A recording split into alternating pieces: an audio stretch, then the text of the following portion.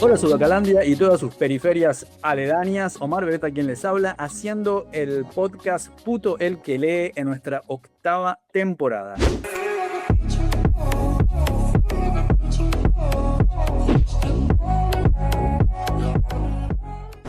...132 episodios en tiempos en los que la vida por medio de un podcast nuevo ronda los 3 episodios antes de desaparecer en el cementerio algorítmico de la irrelevancia. Nosotros seguimos acá, como una cucaracha queer después del apocalipsis, como un fanzine fotocopiado que se niega a morir, como una mala influencia que insiste en volver. Durante 8 temporadas nos zambullimos en los márgenes, sexualidades incómodas, memorias incómodas, identidades incómodas, preguntas incómodas. Basta, chicos. Siempre desconfiando de los catecismos, de la maquinaria del consumo y de esa heteronorma que todavía pretende decirnos cómo amar, cómo coger, cómo vestirnos y hasta cómo sufrir. Pero hoy vamos un poco más allá. Porque si la heteronorma fue una cárcel, la homonorma amenaza con convertirse en un condominio cerrado con reglamento de copropiedad. Matrimonio, hipoteca, perro rescatado, brunch del domingo y una cantidad obscena de deseos que deben permanecer escondidos en el armario para no incomodar a nadie. Hoy vamos a hablar de todo aquello que muchos hombres con una O grande de hombre consumen como fantasía y patologizan como discurso y lo condenan en público, mientras lo googlean en privado. El episodio de hoy se llama, el título se lo puso acá nuestra compañero, Cómo el BDSM me hizo humane.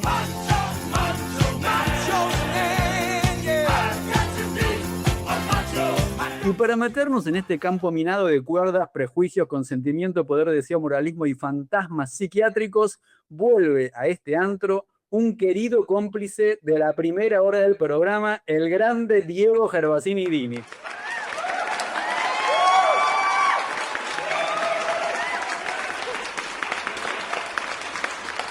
Diego, querido, ¿cómo estás? Todo bien, muchas gracias por invitarme nuevamente. Psicólogo, sexólogo, especializado en violencia, género, masculinidades y diversidad sexual, uno de los organizadores de Uruguay Fetish y sobreviviente profesional de los pánicos morales de cada época. Un invitado que ya conocen y que regresa para ayudarnos a separar el estigma de la experiencia, la fantasía de la violencia y la diferencia de la enfermedad. Amigo, nos conocimos acá con el Diego en un encuentro LGBTQ y muchos más en Concordia, en Entre Ríos, que nosotros nos invitó el querido Darío Pérez del gobierno de la provincia. Dari, te mandamos un besito en la cola. Grabamos el episodio 60, Fútbol, Identidad Masculina y Violencia Homofóbica, acá con el Diego. Chicas, vayan corriendo, episodio 60, imperdible. Ya pasó bastante agua bajo el puente, pero es un tema que se renueva y ya daría para reeditarlo, ¿no, Diego? Sí, la verdad que ha pasado mucho y desde hasta líneas académicas han empezado a ver más desde 2019 sobre deporte y diversidad sexual, cosa que en ese momento cuando se empezó la investigación no estaba esa importancia de la diversidad sexual también hace deporte. Vamos a darle. En 2025, Diego nos propuso para que nos inviten al 4º encuentro BDSM de Expo Sextasis, que se hace de nuevo ahora en julio 2026 en Montevideo. Chicas, el evento de educación sexual más grande del país. Dimos una charlita ahí sobre el armario BDSM, que lo bajamos a podcast. Está el episodio 127 de Puto el que lee, ¿cuándo salir del armario BDSM? Porque el problema nunca fue el BDSM. El problema es una sociedad que tolera la violencia cotidiana, pero se escandaliza cuando el deseo decide hablar en voz alta, ¿no? Bueno, Diego, bienvenido nuevamente acá a seguir trenzando y desmalizando. Y contanos cómo el BDSM te hizo humane. ¿Nos pones en contexto qué es el BDSM? Te pongo en contexto. Bueno, BDSM se le menciona a todas las prácticas que entran dentro de las siglas BDDSSM. B de bondage, lo que son ataduras, restricción, de disciplina, de lo que se enseña, de también la disciplina de poder también mantener esta práctica como un orden, como poder también ir creciendo, ir practicando, ir mejorando. También la D viene de dominación, la S de sado, de las personas sadistas, las que disfrutan del dolor, pero del dolor placentero que puede recibir otra persona, y también BDS de sumisión, las personas que entregan el poder a otro ser, que es el que tiene el control sobre esas personas, y la M de masoquismo. Todo lo que entra dentro de esas prácticas, también se menciona como sexualidades alternativas, son prácticas que son alejadas de las prácticas que se le menciona como vainilla, que son las prácticas sexuales tradicionales, que mantienen como otras dinámicas que pueden estar más alejadas a veces de la genitalidad, que tienen otra forma de erotización, no la erotización típica y normada que existe en la sociedad. Entonces, todas esas prácticas se le pueden entrar dentro del BDSM. Puede ser tanto práctica de adoración, de distintos juegos con distintos productos o dinámicas que no están pensadas exclusivamente para un placer sexual. Por ejemplo, una práctica de usar velas, waxplay, entonces sería una práctica BDSM donde está el dolor, pero también está una práctica de una, como decir, una dinámica que no se esperaría que una vela se utilizara para tener una excitación sexual. Entonces, todo lo que se utilizaría fuera de lo que se piensa que es lo normado dentro de una práctica sexual entraría dentro de lo que sería el BDSM, siempre también bajo determinados protocolos de consensuado, seguro y confiable, como el protocolo básico SSC. Ahora vamos a volver al tema del consenso, que es importantísimo. Pero, ¿qué diferencia el BDSM de una parafilia o de la perversión? Para parafilia voy a hacer un paso previo y voy a hablar de fetichismo. El fetichismo podría ser dentro de las prácticas de DCM una práctica. Yo puedo tener una adoración o fascinación o excitación sexual por unas botas, por ejemplo. Me encanta el cuero, adoro el cuero, veo las botas, me excita la textura, el olor, todo eso, pero eso no tiene repercusión en mi día a día ni en otras prácticas sexuales que pueda llegar a tener. Sí me excita mucho ver unas botas de cuero, lamerlas, olerlas, pero puedo tener otras prácticas sexuales y no me genera ningún conflicto y tengo una vida diaria que no me genera ningún problema.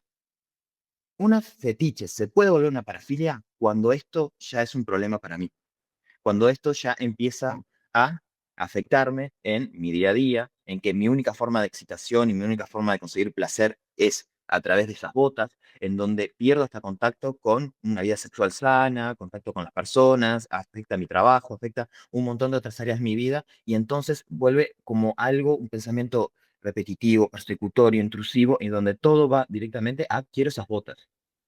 Y entonces eso termina siendo una parafilia, porque me genera culpa, me genera un malestar, me genera algo que se llama clínicamente, un malestar clínicamente significativo, algo que notas que esa persona está teniendo un problema y que la está pasando mal.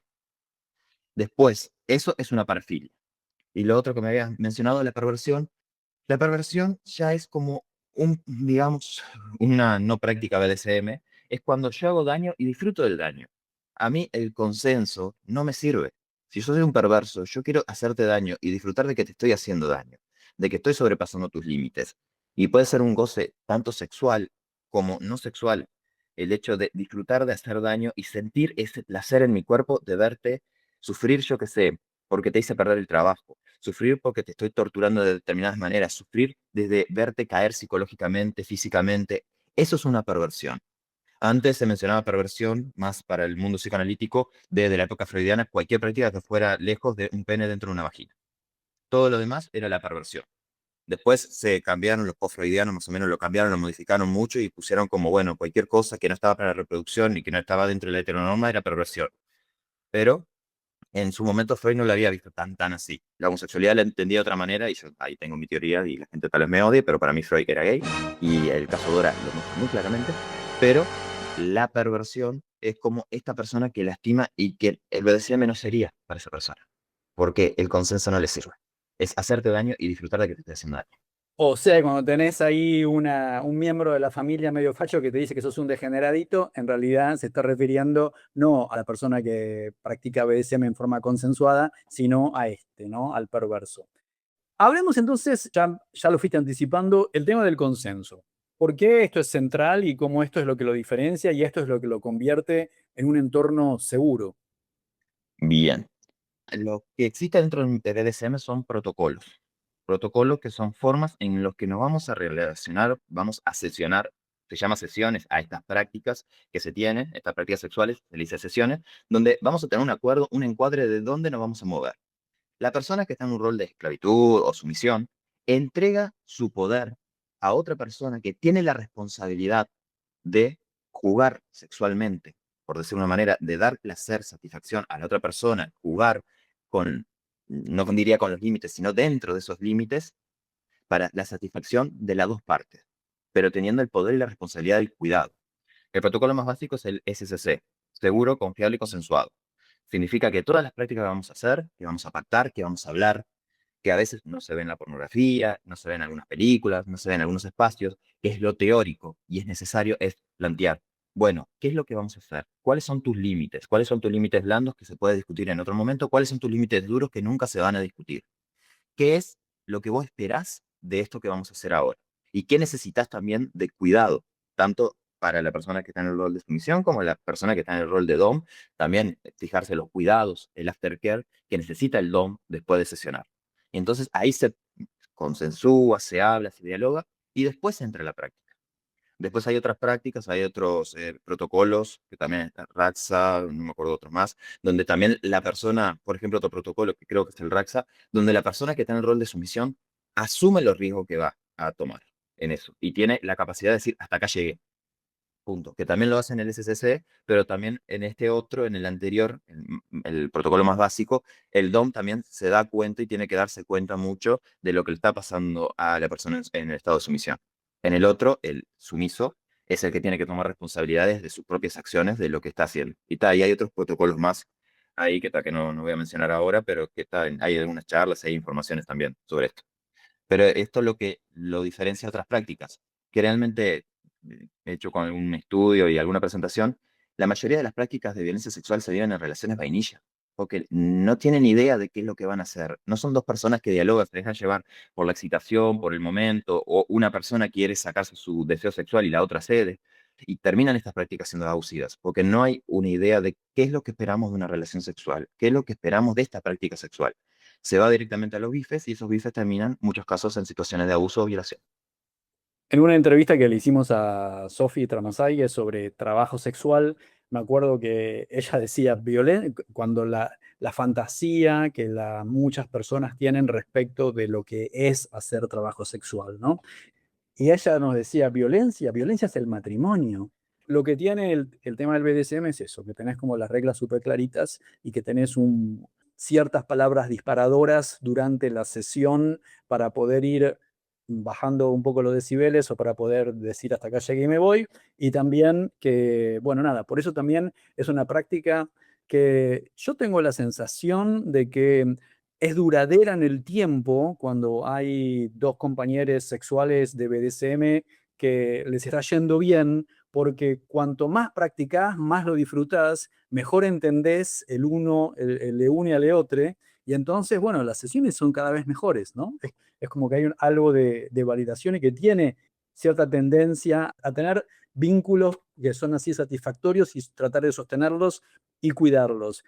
Escúchame, si tuviéramos acá, nos está escuchando un pibi jovencito, jovencita, que está así con fantasías, que miró mucha pornografía, qué sé yo, que quiere ser sumiso y se acercó a un señor dominante, peludo, barbudo, cuarentón, y bueno, y está entre miedo, morbo, y recién diste parámetros de cuáles son los distintos protocolos que se pueden usar.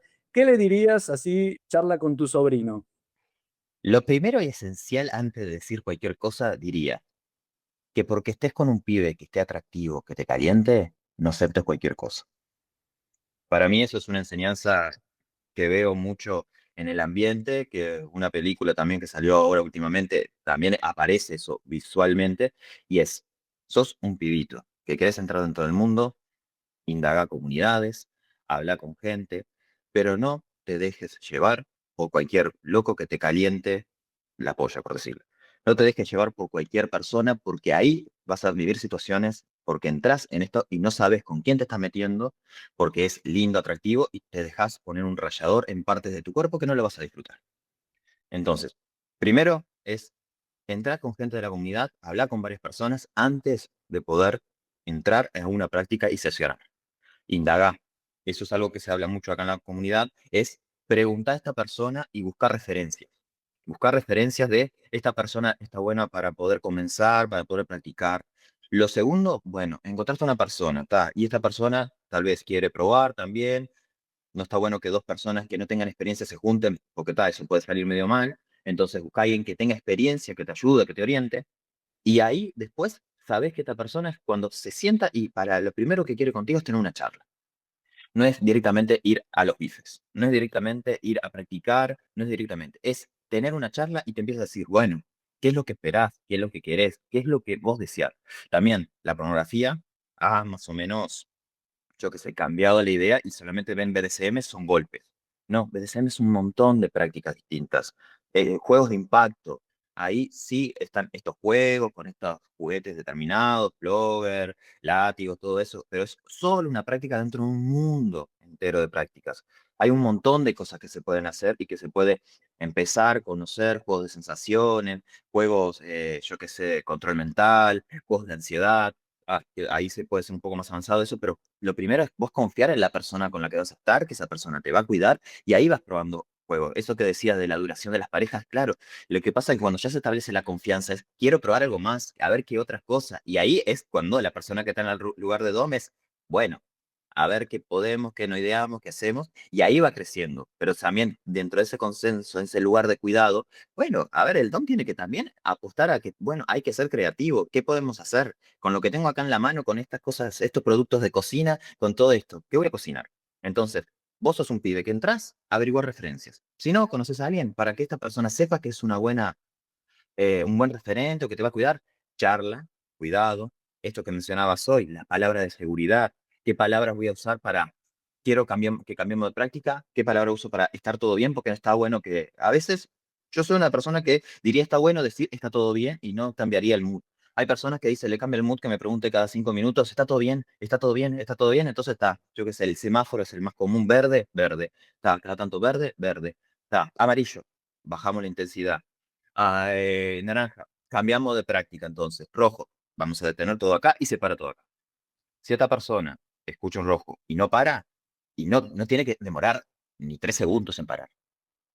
Ya el primer segundo, esa persona tiene que parar. Vos detuviste la práctica ahí. Eso es una persona, bueno, esta persona entendió. Hasta acá llegó mi límite. ¿Qué necesitas? ¿Qué precisas ahora? ¿Quieres descansar? ¿Quieres comer un chocolate? ¿Quieres que hablemos? ¿Quieres que hablemos dentro de un rato? ¿Quieres ir a la esquina a llorar un poco porque esto te recordó a un trauma de tu infancia y entonces tal vez necesitas ese espacio y yo me quedo acá del otro lado? ¿Necesitas algo porque tal vez estás teniendo un ataque de pánico? Porque muchas de estas prácticas también pueden tocar eventos traumáticos de nuestra infancia, de nuestra vida.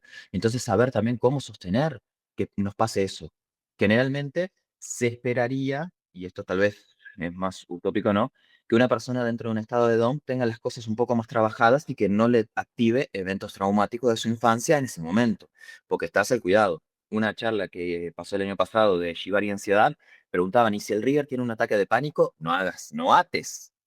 Una cosa es que el Bounty esté con un ataque de pánico y ahí le ayudás, lo liberás, rompés las cuerdas ahí para ayudar a la persona. Pero si sos un Rigger con ansiedad, la ansiedad tal vez se puede regular más siendo atado, pero ahí como peligro. Ahí te quiero meter, antes de que sigamos avanzando, quería decir algo que hemos hablado fuera del micrófono muchas veces. Es una comunidad muy amorosa, es una comunidad increíblemente solidaria y amorosa.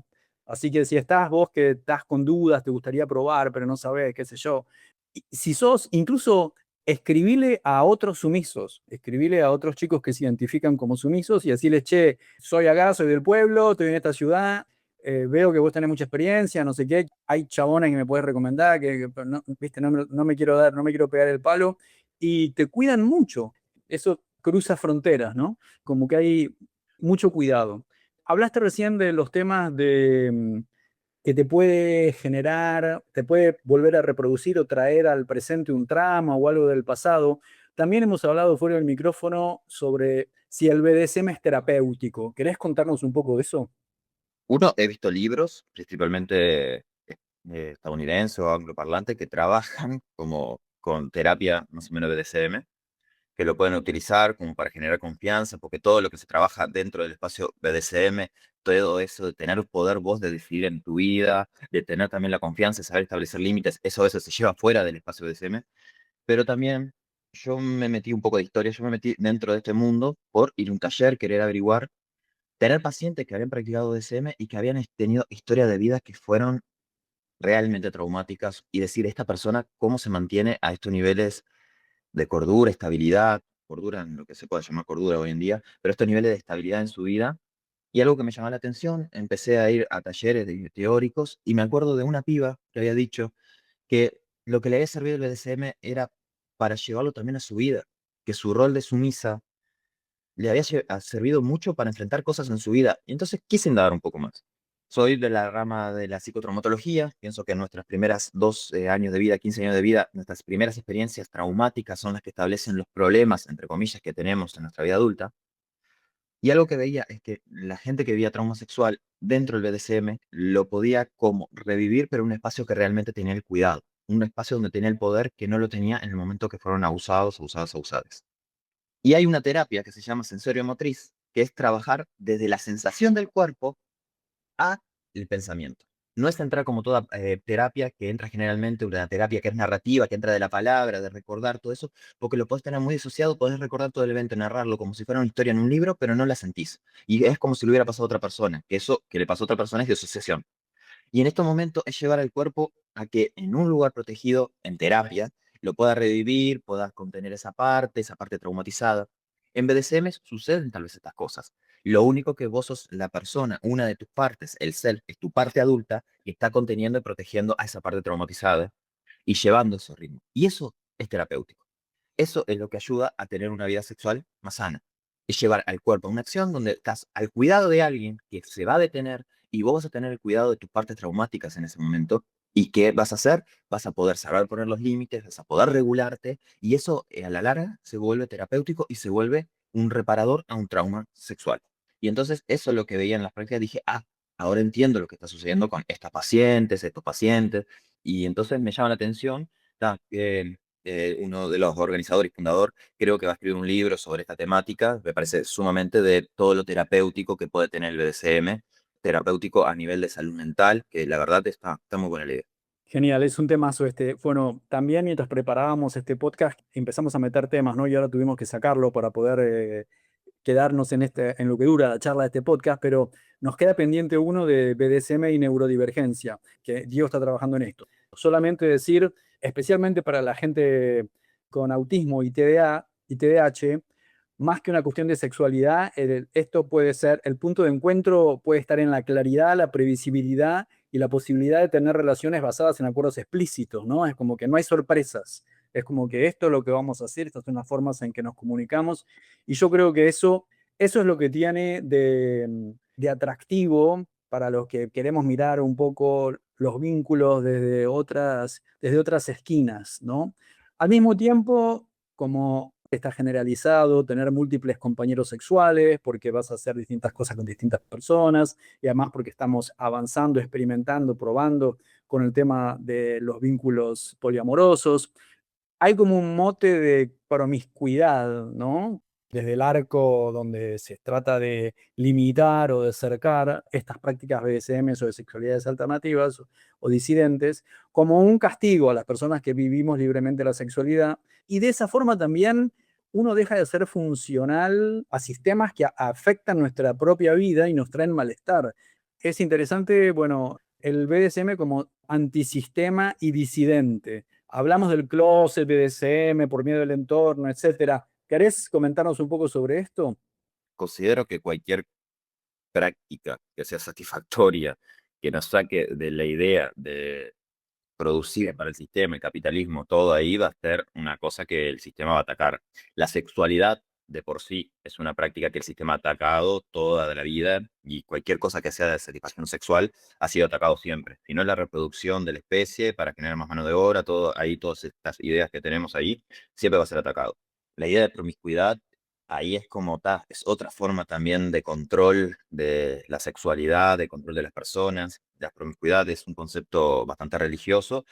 No sé, me acuerdo si era la OMS o donde decía que tener más de 3 parejas sexuales en 6 meses era promiscuidad. Y creo que hoy en día el 90% de las personas, el 80% de las personas, más o menos con lo que son las apps de citas, con lo que son la falta de vínculos estables y de querer conocer y también la idea de conocer a alguien mejor a mejor y seguir consumiendo cuerpos, creo que el 80% de las personas estarían en el rol de promiscuidad. Pero dentro del BDSM como antisistema, Lo que establece el BDSM es la idea del consenso, la idea del cuidado, la ética del cuidado, dentro de las prácticas que la ética del cuidado es algo antisistema. El cuidar a la otra persona, el poder disfrutar del cuidado de la otra persona, el erotizar las palabras hasta el momento del consenso, el erotizar y el divertirse, el que no sea una práctica sexual algo visto como solo para la reproducción o solo para el placer de una parte. Tiene muchas cosas antisistema. Es muy liberador. Considero que las prácticas BDSM liberan mucho la sexualidad de la persona, que puede reconocer que mientras no haga daño a niños ni adolescentes, o lo que son zoofilia, bestialismo, todas esas prácticas que son, sí, ya ahí son parafilias, ya de por sí son trastornos parafílicos, todo lo demás está permitido dentro de un nivel de cuidado. Toda práctica, yo que sé, el voyerismo, hay espacio donde la persona puede mostrarse y disfrutar de eso, de ver, de poder encontrarse, de poder exhibir. Hay espacios, hay lugares seguros, que eso es lo que trabajo a veces en la clínica, de podés tener alguna beta para poder disfrutarla de alguna manera. Podés encontrar algo donde hay un consenso donde una persona pueda disfrutar de eso que estás queriendo buscar y poder como no prohibirte y no poder hablarlo, porque muchas de las cosas que pasan es que no lo hablan, hasta en espacios terapéuticos a veces cuestan en que tener confianza. Yo lo que pasa que me gusta tal cosa. Bueno, pero ¿has escuchado de esta práctica? No. Mira, esto tenés que tener determinados cuidados, conocer a determinadas personas que practican todo esto, pero tiene estos riesgos, ta, ta, ta. Por eso toda la ética del cuidado que está en esto me parece importante. Por eso también es importante contar que toda la gente que está en esto no es una cosa que va probando y va viendo un poco qué le sale, sino que nos formamos permanentemente. Es decir, Uruguay Fetish está dando talleres con un nivel de profundidad y de especialmente poniendo el foco en anatomía y seguridad, en una cantidad de cosas. Y hay toda la parte educativa, es súper importante y está lleno. No es que, bueno, no va nadie a la parte educativa y se van todos a la fiesta. Por ejemplo, también hay otras organizaciones acá que también traen gente de Argentina que dan, por ejemplo, educación de asfixia erótica. Ah, no, pero puede ser considerado violento, todo eso. Hay gente que disfruta de eso y se da todo el cuidado, el protocolo, todo eso. Y es una práctica que puede en la mente verse violenta. Pero también una cosita para aclarar es diferenciar violencia de estas prácticas. La violencia es tener poder y control sobre la otra persona fuera de su consenso. Yo violento a la otra persona cuando la hago que haga lo que yo quiero. En esto fue consensuado, esto fue hablado. A la imagen puede ser lo mismo, pero la diferencia es que en una es esperable porque se habló, en otra no es esperable y esto altera mi confianza y se siente como traición. Eso es la diferencia entre una práctica violenta y una práctica BDC.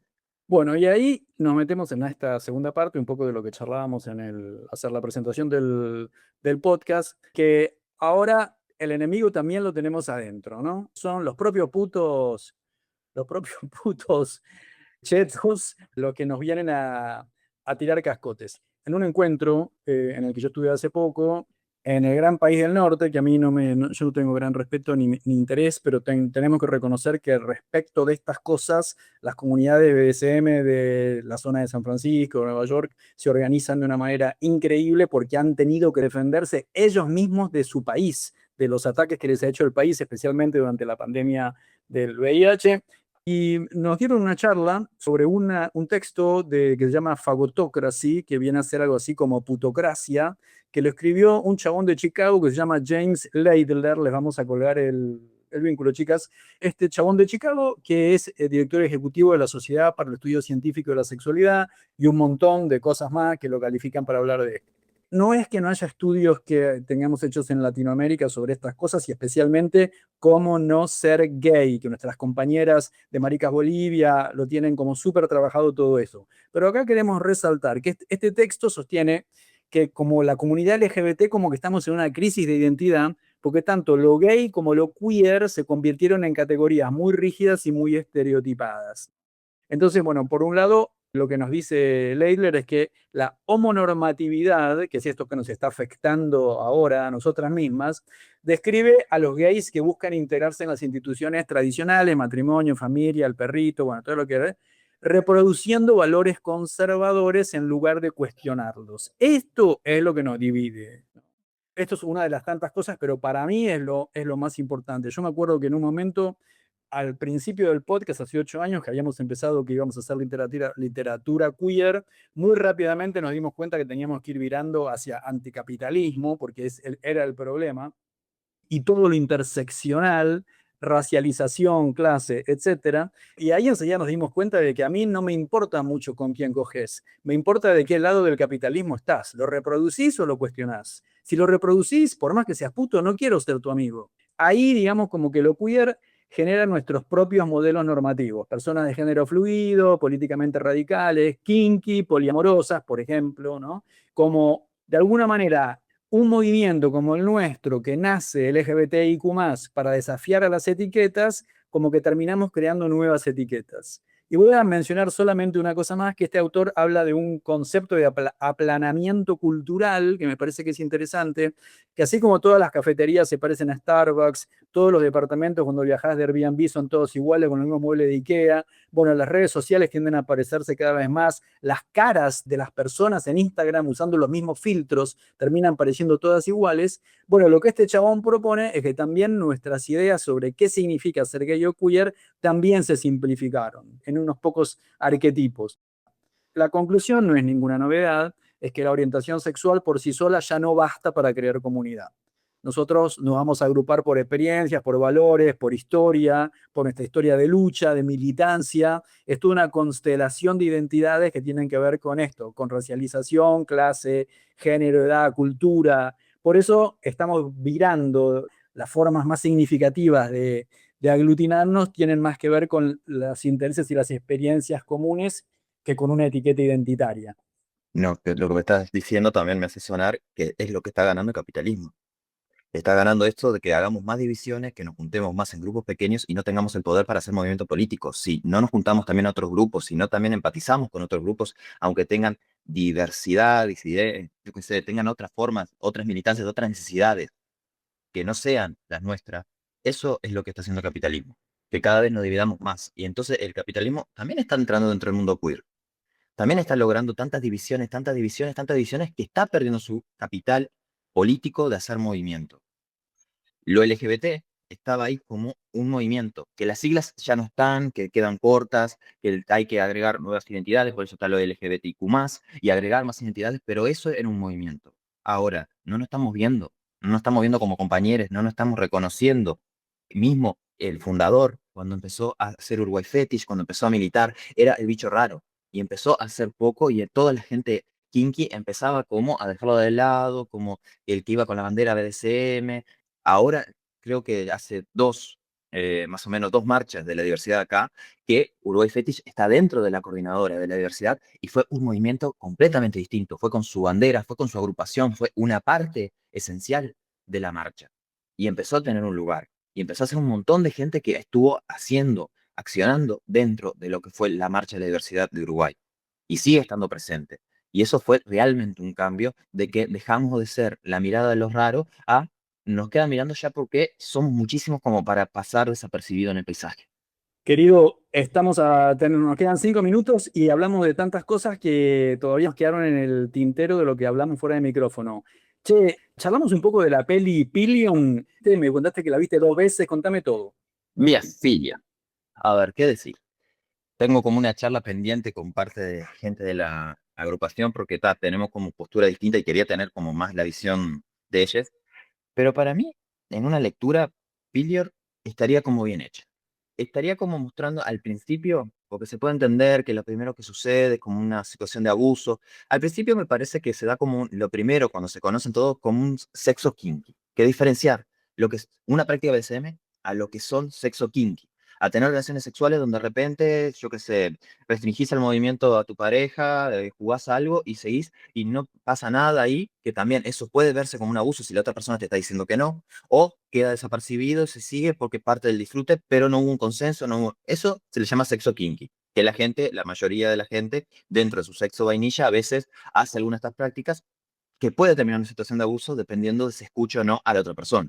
Yo que sé, tirada de pelo, nalgueada, todo eso puede verse como algo BDSM, pero no es BDSM si no hay un consenso, si no hay un acuerdo. Y en la película lo primero que aparece cuando se conocen, una situación más de sexo kinky, que aparece como, no sé si el tipo Raymond estaría probando o no, a la otra parte y que después empieza a darse. También una cosa que parece es que para mí falta un capítulo que para mí debe estar en el libro, pero no está en la película, tampoco está en el porno y tampoco estuvo en 50 sombras de Grey, que es el acuerdo. No se habla, no se ve, no es garpa televisivamente, pero eso, hay un acuerdo. Hay una frase cuando él le muestra el celular a la compañía de trabajo y le dice, ¿dónde conseguiste un tipo así? Es tu novio, no es mi novio, tenemos un acuerdo. Entonces, hay un capítulo donde se acuerda algo, donde se plantea que la relación que van a ser una relación 24/7 con determinadas reglas que no sabemos. No tenemos el libro, no tenemos el acuerdo.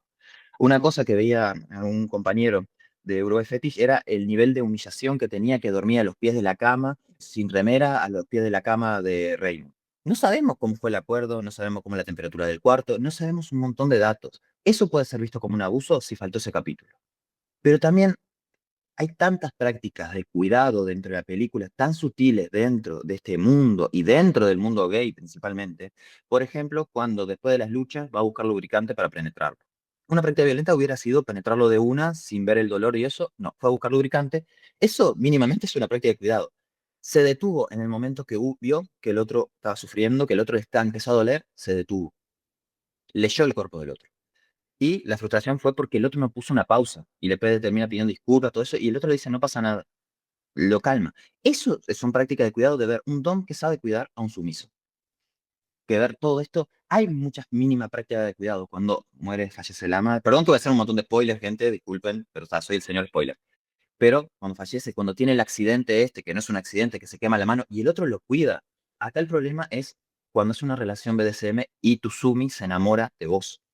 Y cuando sos un don hegemónico que permitís cualquier cosa, que eso es lo que me preocupa dentro de este mundo, que por ser hegemónico te permita poner un rayador en, como ya te dije antes. Vos estás hablando de un montón de cosas importantísimas. El tema del amor. Yo estuve leyendo un poco varias críticas a Pillion. Yo la vi, me parece muy bueno que la película exista, es necesario, se normaliza las salidas, la comunidad, el grupo, ir todos juntos.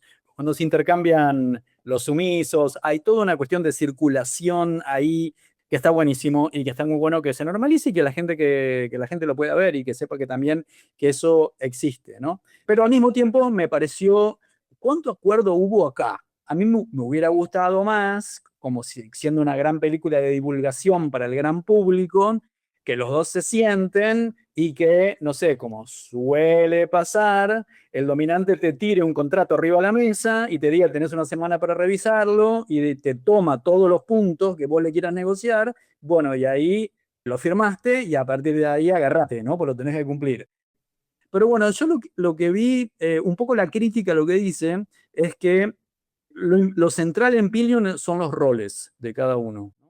Es muy importante la centralidad que tiene eso y que el amor no es algo que sucede afuera de los roles, pero que tiene que coexistir con los roles, ¿no? Es decir, no es tan fácil como que haya amor. No alcanza con el amor.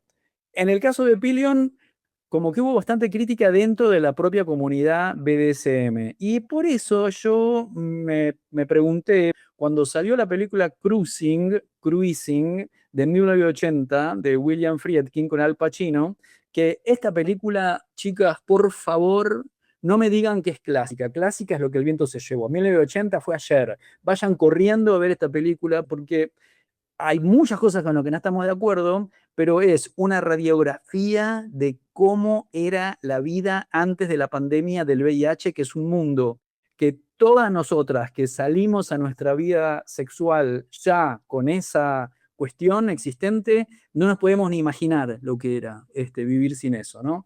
Y yo la volví a ver para este podcast y me caí de culo de todo lo que meten en la película hace 46 años. Fisting, lluvia dorada, todo, los pañuelos, los códigos, las cosas, está todo metido ahí.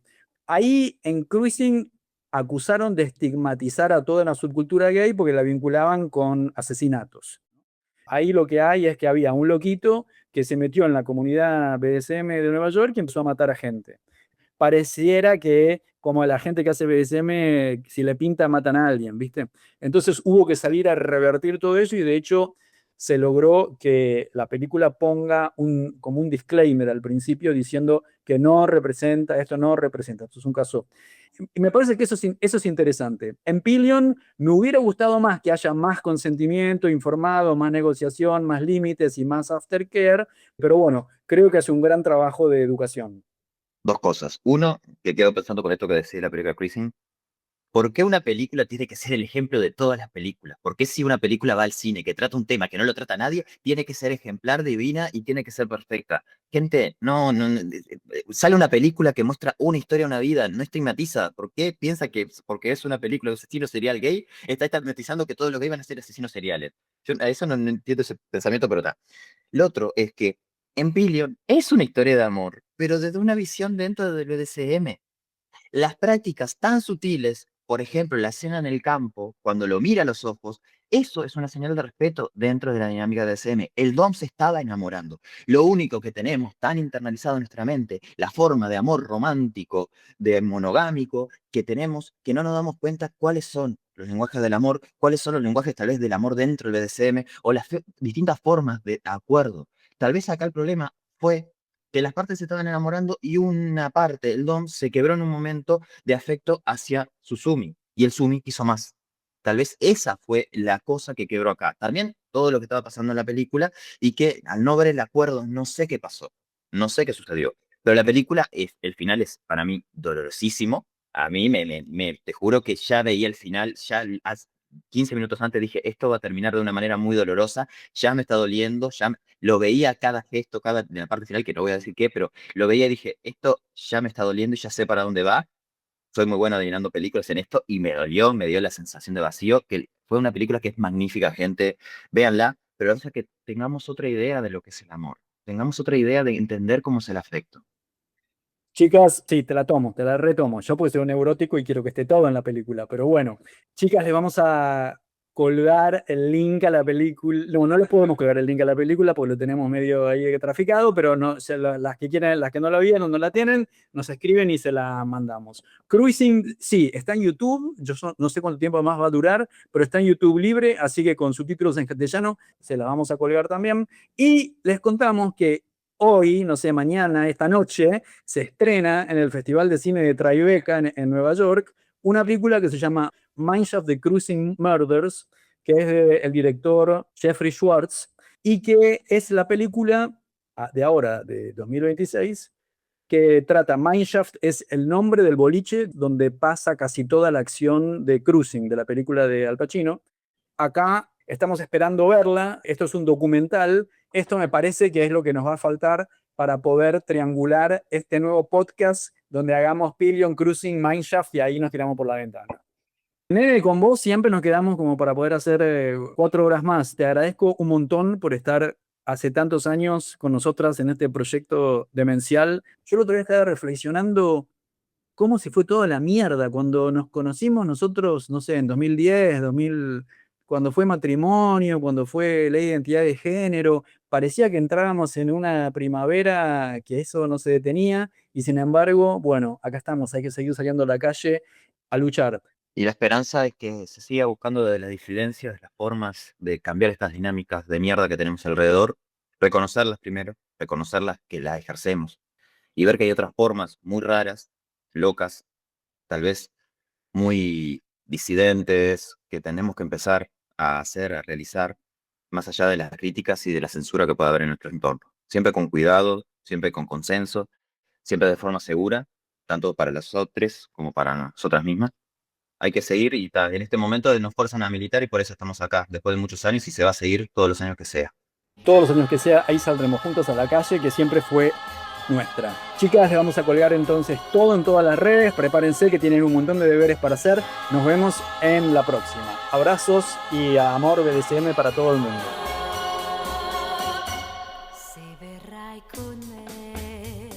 Esto fue Puto el que lee, tu podcast independiente y autogestivo.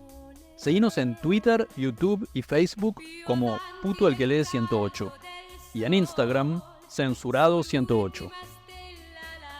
Producción general y conducción, Omar Beretta. Proyectos especiales, Miguel Buendía. Acompañan en la conducción Washington Atencio, Clara Ferguson Anush Grati, Belén Rofrano y el Mati Cardomaggi. La cortina musical es el tema Zona Roja de Mnesis. Para todo el mundo, educación sexual integral y laica. Hasta la próxima.